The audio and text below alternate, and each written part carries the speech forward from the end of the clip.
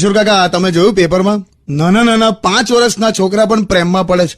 અત્યારે અડધું જનરેશન આ રીતનું થઈ ગયું. એટલે દૂધના દાંત તૂટવાના દિવસોમાં એમના દિલ તૂટી જાય છે. વાહ વાહ ક્યાં વાત હે કાકા. પણ કાકા લગ્ન કરો તો પછી પતિની હાલત પેલમ વીર જેવો હોય ને કોથમીર જેવો થઈ જાય એવું તમે લોકો જ કહો છો. દરેક નાટકમાં, સિરિયલમાં, સ્ટેન્ડ અપ કોમેડીમાં બધે આજ પતિ પત્નીની જ વાતો હોય છે. ત્યાં કઈ કોમન જોક્સ નથી, આ સત્ય વાત છે એટલે બધે કોમન છે. તું નહીં માને, એકદમ જોરદાર વાત કરું.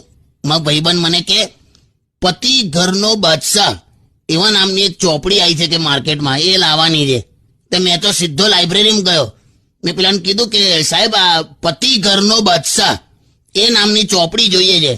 તો મને કે કોમેડી અને કાર્ટૂન ચોપડીઓ પહેલા માળ પર મળશે. કાકા તો પરણ્યા પછી છે ને પ્રોબ્લેમ છે કે સેલ્ફ કોન્ફિડન્સ જતો રહે છે. સતત ટેન્શનમાં હોય પુરુષ. ઇલાસ્ટિકની ચડ્ડી પહેરીને પોતાના જ નાના નાના બાળકોથી ગભરાતો હોય. Hello my YouTube family. તો ફ્રેન્ડ્સ, તમને મારા કોમેડી વિડીયોઝ, રીલ્સ અને પોસ્ટ કેવી લાગે છે ફ્રેન્ડ? પ્લીઝ સારી લાગતી હોય તો લાઈક, શેર અને કોમેન્ટ કરજો. અને જે લોકો મારી ચેનલ સાથે નવા જોડાયેલા છે અને મારી ચેનલને સબસ્ક્રાઇબ નથી કરી તો પ્લીઝ સબસ્ક્રાઇબનું બટન દબાવીને પસી જજો.